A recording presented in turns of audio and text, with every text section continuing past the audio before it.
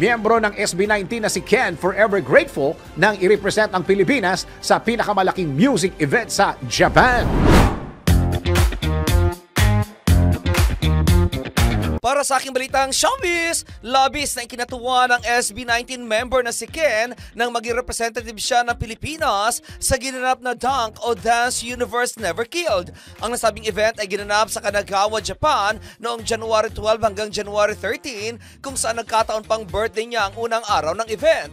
Ayon kay Ken, napakalaki na nasabing event kung saan ito raw ang the biggest stage na nakapag-perform siya kaya't malaking honor umano para sa kanya ang makapag-perform sa napakalawak na stage. Sinabi pa ni Ken na tuwang-tuwa rin siya nang ma-meet niya si Kaito Takahashi mula sa Japanese idol group na King and Prince. Ang Dunk ay isang major music project na co-produce ng Sky High at Nippon Television Network Corporation kung saan nakafocus ito sa sayaw at sa pakikipag-collab sa pagitan ng mga dance at vocal groups, ganoon din sa mga artists mula sa iba't ibang agencies sa Japan at sa buong mundo.